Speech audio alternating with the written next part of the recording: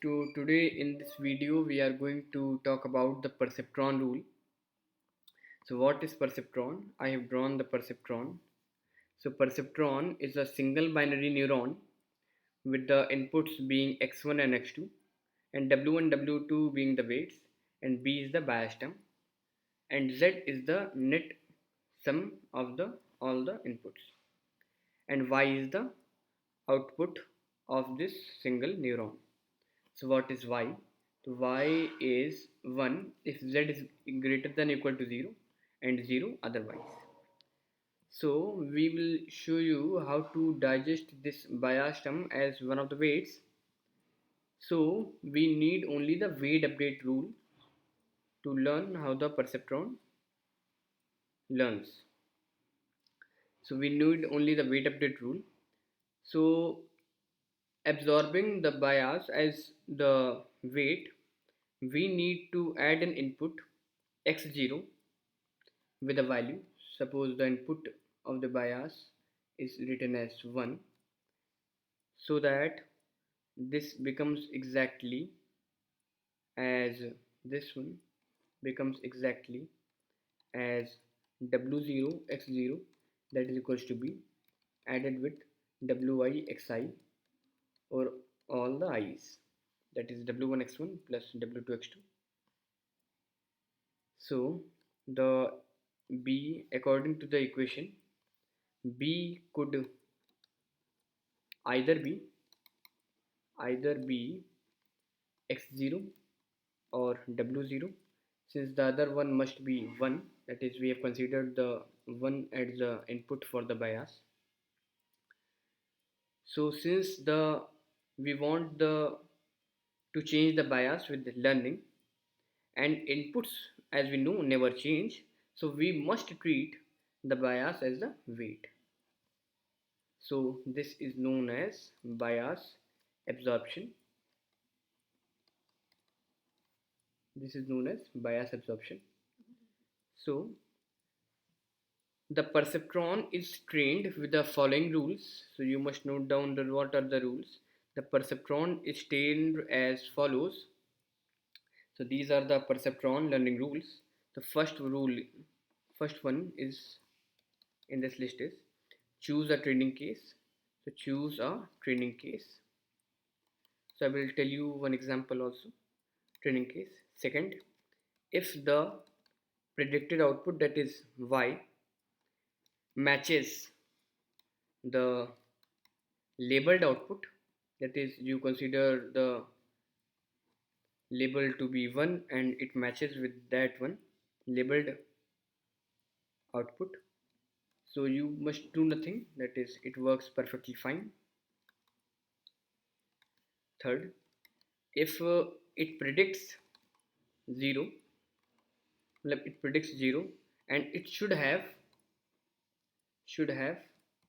predicted, and it should have predicted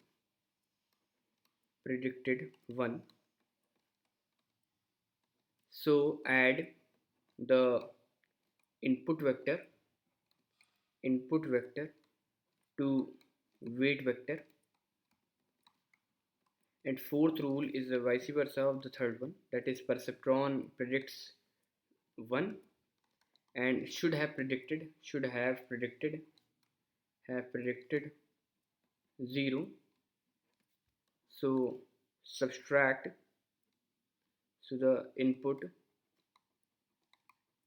is vector is subtracted from weight vector.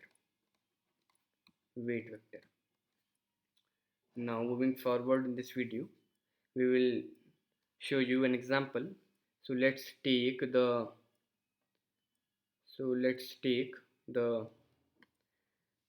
input vector, that is x1 and x2, as we have shown above in the figure, as 0.3 and 0.4. This is written as a transpose of this row vector, and let the bias term be, that is 0.5, and the weights for these inputs be 2 comma minus 3 respectively, and the target value is 1. So we start by calculating the z. What is z? So our z will be bias term added with the summation over wi multiplied by xi, that is 0.5, plus 2 into 0.3, that is 0.6, minus 3 into 0.4, that is 1.2. So this will be equals to minus 0.1. So according to this, our output will be z is less than 0, so output will be 0. So you know that the target is 1, it should have predicted the 1 and the output is 0.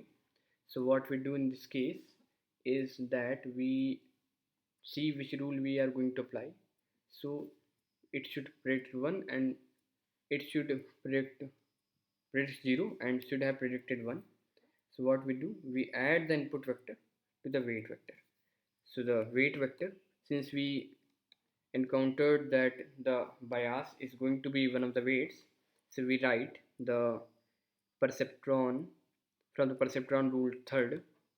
From the perceptron rule third, we write the weight comma bias being this added to that only, the input vector added to that. So what will be the this value of this? So the weights, our weights are this and 0.5. Since we have shown you the bias absorption and the bias being one of the weights is 0.5. So add the input vector. So what is the input vector? And you know that for the bias we take the input as 1. So add this. So we get the answer as this. Answer as this. So the learning rule, by the learning rule we update the weight as this. So this is a handcrafted feature. If the handcrafted feature is not an option, the perceptron algorithm is very limited. So this is the weight update rule and how we are going to apply the weight update rule in this perceptron and how the perceptron learns. I have shown you this. So you must think that a perceptron is a very big thing and it can learn whatever it wants, whatever we can see. So this only works when the classification problem in the classification problems, and I will show you in the upcoming video that how this the perceptron rules fails to solve a very simple problem known as the XOR problem, and how the multi-layer perceptron was needed. Perceptron rule was perceptron was needed to overcome this. So I know that there are a lot of videos available on the YouTube. So I think this is one is going to be a very basic video. So if you like the video, press the like button, share and subscribe, share with your friends and subscribe the channel. Thank you for watching this video.